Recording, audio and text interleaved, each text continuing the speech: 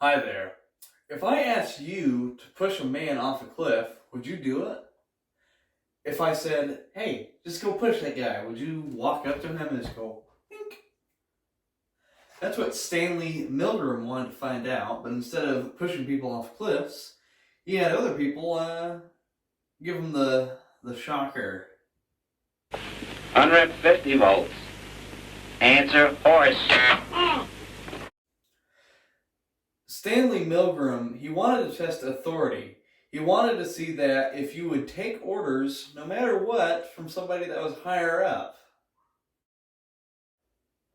Milgram wanted to see that if you're capable of doing terrible things and perhaps not being a terrible person.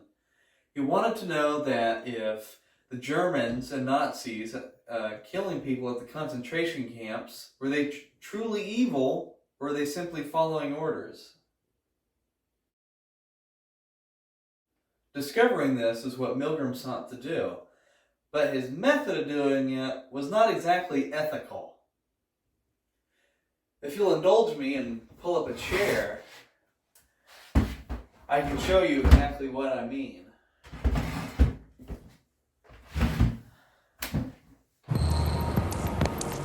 A decade earlier, psychologist Stanley Milgram had also looked at how we respond to authority. In order to understand how people were induced to obey unjust regimes and participate in atrocities such as the Holocaust, he set up an experiment. Volunteers were told they were taking part in scientific research to improve memory. Would you open those and tell me which of you is which, please? Teacher. Learn. Teacher. Separated by a screen, the teacher would ask the learner questions in a word game and administer an electric shock when the answer was incorrect.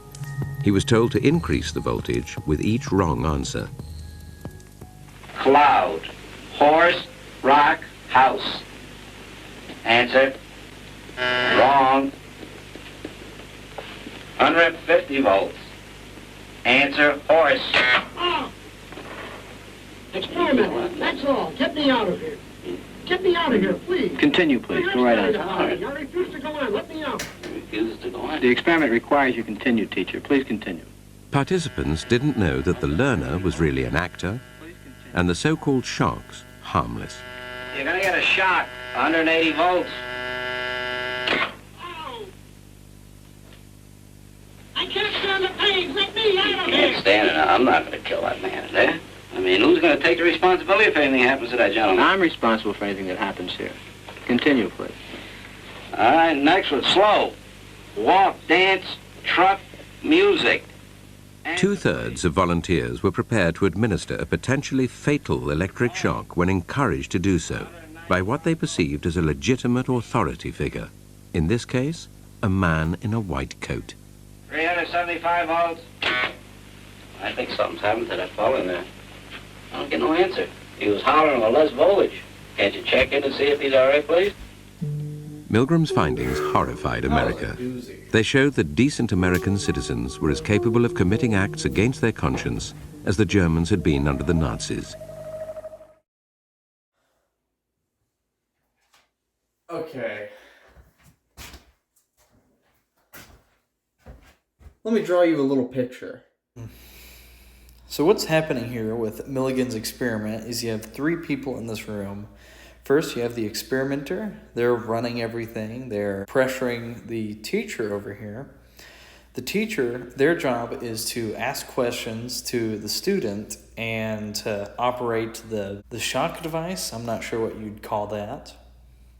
Then we have the student here, which is basically they're answering the questions. If they get a question wrong, they are pretending to be shocked.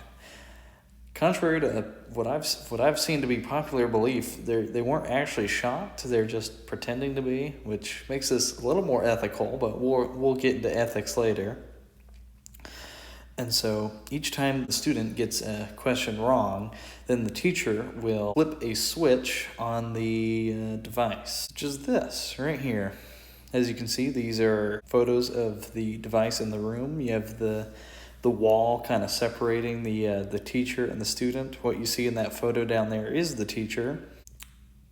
So this is the control panel, or whatever you'd like to call it, that the teacher is operating.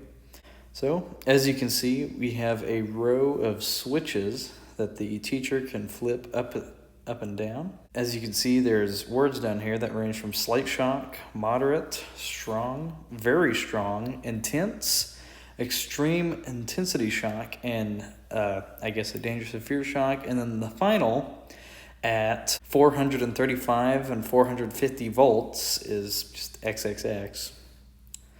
So as you can see, to the teacher, this very, very much looks like a real machine, I suppose built by the Dyson Instrument Company, that is actually shocking a person. Now, whether the teacher is actually shocking the student or not, there's kind of some questionable things to be brought up when it comes to ethics. Even if the person on the other end is not actually getting shocked, the fact that the teacher thinks they're being shocked, it kind of brings up some ethic concerns, which we'll go into next. Principle A, beneficence and non-malfiance. Basically, the meaning of this principle is just be good, try not to do harm unto others, and try to do your best, and be aware how your actions can affect others. Milligan, I don't know if he exactly followed this too well, but we'll talk about this principle in a little bit.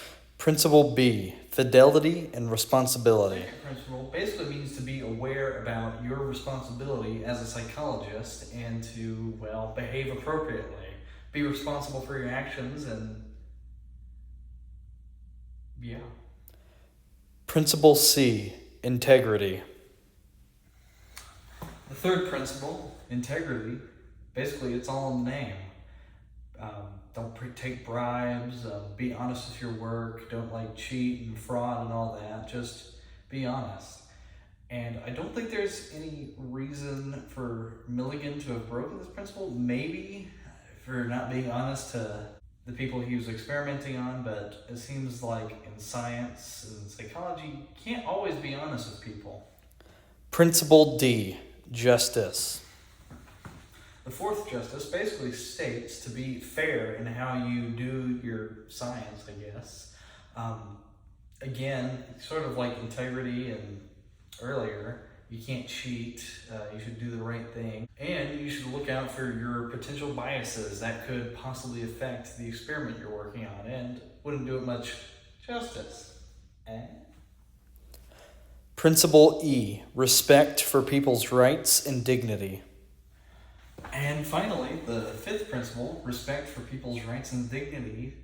I think this is the really big one that Milligan broke.